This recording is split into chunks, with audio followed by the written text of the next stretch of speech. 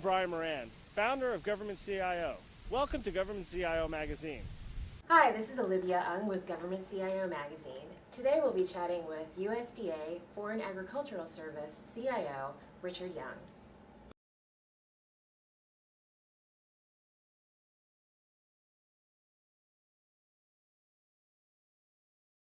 Yes. I think the areas that I would focus the most on would be around training and development of my staff. I'm a firm believer that you can't do anything until you get the right people in the right place. And develop the people for the skill sets that you need if you see there's a gap. So immediately when I came on, I did my gap analysis. I did that by interviewing every one of my staff. Some people thought I was crazy to interview over 100-some people. However, I thought it was necessary to really assess your strengths, your weaknesses, what do you really want to do, what will you be good at, and that I can place you in those positions or try to make those changes so that we can move the organization with the best people in the right place. And wherever there was a lack of training or skill sets, I'm now implementing a FACT PM training module here. And with that, I will develop people to be FACT PM level, mid-level certified. They'll be certified at the appropriate level to run programs and projects. I think that's going to give them more confidence, give them the skill sets and the resources to really move us forward. Once we have that in place, I think I can do almost anything. So I would say that's one of my immediate areas that I look at was the training, and then the other part would be the enterprise architecture, right? So your enterprise architecture, your EA, is very, very important because it not only map out my as-is state, which is currently where my systems are, and it also sets the roadmap for where I want to go with the organization. And not only by planning it, we can communicate that to stakeholders. I quickly assessed that and take a look at that and said, okay, I need to ramp that up. I need to improve on that. I need to use the model. Fortunately, I came from DHS, which has been identified by OMB as one of the leading agencies for their enterprise architecture structure. And so I have a good idea of that process, and being able to bring that process here to a Foreign Agriculture Service, implement it, and give us an idea of how we're going to move from traditional IT and service to clouds, providers, and platforms.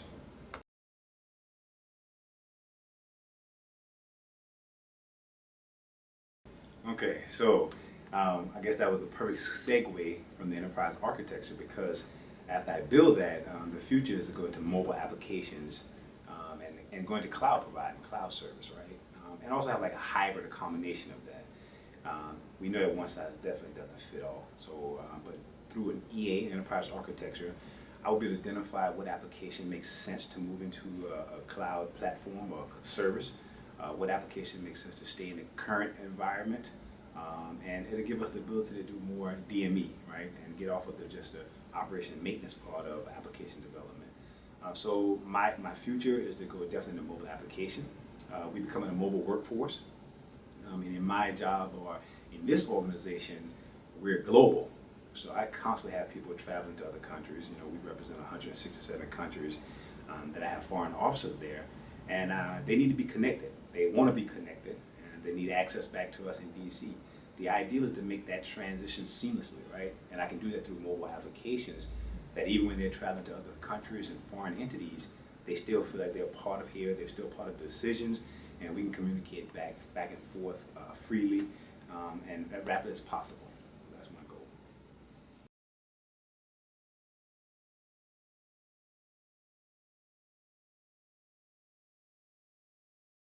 my goal. You know, that's one of those questions. You know, definitely identify some challenges, but you know, most good things have some challenges that you have to overcome. And I would say the biggest challenge, and I probably would go across the board to almost anyone in leadership role, is changing the culture, right? So I'm a newbie, for lack of a better word, on board here, and so I come in with all these fresh ideas and all this energy and this vision. However, I'm coming to an environment that already have a culture, and most people don't want to let go of their culture. It's human nature, right? We all want to identify with our culture. It kind of grounds us to who we are, but you have to make some changes to grow.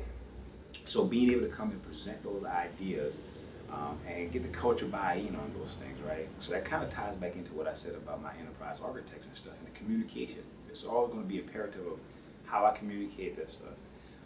Also hit some quick wins, and assessing the organization and looking at, okay, what are the things that I can change that are really bad or not that good, but will give me a high ROI, and what are the things that are working really well, just leave those alone and don't get caught up in my own personal desire for some things. And I think that's been shown and proven that, hey, people saying, okay, well, you're not touching this that works well, but you are touching this that really wasn't working well, and we're glad to see you attack that tough problem.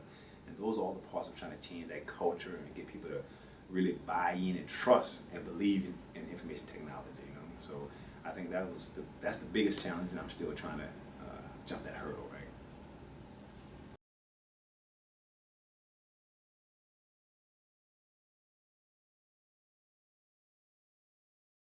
The challenges of trying to look at an organization that is globally is that in itself is that it's no longer just the United States. It's no longer just what we do here. I have foreign officers in, like I said, 167 different countries. And so when you have that type of global span, and we're also trying to promote trade, you know, we're doing those things and we're expanding on those things. But with that come, I have technology, I have equipment, I have hardware. I have people that travel to other countries to do visitations to support them and then come back to the United States as well. So when you think about what I'm looking at application that not only being utilized here, but utilized in other countries. Adapting to country codes and what other countries allow us to use. Their network providers, their service providers, their phone providers. You know, we have to make all those changes and be flexible and adapt to those things. But what it has done for me as a CIO has allowed me to think so much broader, right? I would think my scope probably before this was, hey, you know, United States, and this is what we do here. And I probably would even say before that was Washington, D.C. Now it's, oh, I got people in Beijing. I got people in Brazil. I get phone calls that we in Moscow. And that's a whole different mindset, right? And you have to focus more broadly. I think that's the thing with having a global organization. And I would say some of the Coast Guard has helped me tremendously, right? And the military helped me because what it did for me was it allowed me to adapt to any situation very rapidly, right? And in the Coast Guard, we did some traveling, countries that definitely connected here, but Canada, but I also did a lot of, you know, South American travel as well. And you learn how to adapt with other countries, other cultures. You understand that very rapidly. Coast Guard is one of those, it's military, but most people don't realize that there's a reason why the Coast Guard colors are white, because white is peace, and silver and gray is war. So we're in the Coast Guard, we were allowed to pull in different countries, but by doing that, I was able to integrate with other cultures. And so this organization, it's not as challenging for me to understand and realize that when you're in another country, you integrate with their culture, you go there to adapt and be flexible, and understand that so that you can maneuver through that, right? So I think Coast Guard helped me tremendously in that.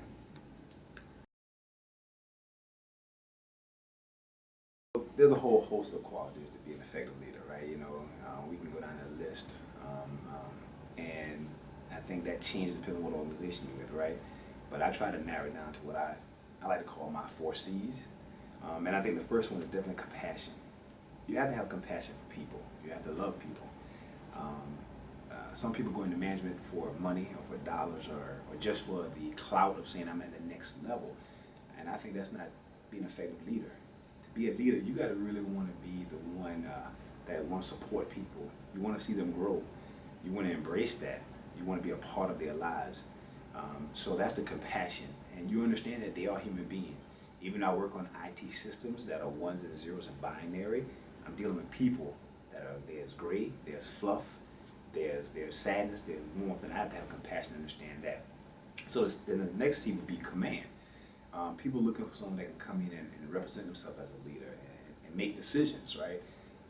You know, to me, I think it's nothing worse than having a leader that is so timid and afraid to make a decision that you're sitting there wondering, well, what are we going to do? What is the mission? What is the vision? Where are we going tomorrow? We have no idea. We're just waking up, coming to work. But the command person is, hey, I'm here. This is what we're going to do. I'm going to protect you, protect the organization, and we're going to move this thing forward. You have to be able to talk about your plan. You have to let them know. You have to give it to staff, and you have to make sure that you have this vision, but making sure they understand the vision. So when I came on board, and I remember the first week I came on board, I wanted to have an all-hands staff meeting, but I wasn't able to do it because we had an ice storm. So that week or two after that I had the meeting, just to let my staff know. And several people said, why are you having this all hands already? What are you going to tell the staff? I said, well, I want to let them know who I am. I'm human. I'm just like you. I've been in your position. I didn't start off as a CIO. I started off as a whatever level. I started off as a contractor before, so I understand what a contractor goes through, the challenge of being a contractor. I've been in the military, so I understand the government and that perspective of it. And so I wanted to make sure that I can connect and communicate with them and let them know that I am human. I understand, and I think that also not only communication and also not just from a perspective of where we're going to take the organization, but where I want to take you as a person. To me, that all ties back into the whole purpose of compassion and understanding people. And then the final C would be the collaboration, right? We have to collaborate. So I think one of the most important things as a leader is not only collaborating internally, but externally. So in this role, I've been appointed as the director of the advisory board for the CIO Council for all of USDA. And what that is I now have a platform I have to collaborate with CIOs across the agency as we look at how we're going to move this department. So I have to collaborate with my peers, but I also have to collaborate within my agency. I have to collaborate with my staff, my branch chief, my deputy. I don't think that you can be an effective leader if you're not working with other people. Through my experience, when I've seen leaders who try to lead with an iron fist or think that they know it all, that their way is the only way, I see that doomed for failure, or not as successful as it could be, right? Because you have to involve the people, and you have to trust the people that you're bringing around you, but you have to empower them, and you only can do that through effective collaboration. So I think that would be the other C. And I know I said 4 C's, but I, as I grow throughout my career, I'm realizing that another important one is change. You have to be able to change because IT is changing hourly, I would say now. But also the talent and the skill set you're getting is changing dramatically. The new generation that come on the workforce are smarter, they're technically savvy because they were doing technology and using computers from high school, college to come into the workforce, right? And so as a leader, you have to be able to adapt to the different environment, the different people, the different cultures that you're bringing on board in your organization, but also the change within IT and being able to implement those changes. So change is definitely one that it didn't make my top 4 list. Not this year, maybe next year it'll be on my top 4 list, right?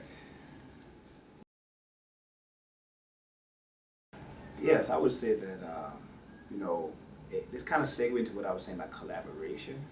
It is imperative. What we witness with OPM and what we're going to continue to witness throughout our country is that we have to collaborate together as an organization. I have to collaborate first off within my organization with my staff and my agency, and then collaborate within the department, but then collaborate with other federal agencies because these cyber threats, these attacks, they will continue to happen, and our weakness will always be when we're not united, right?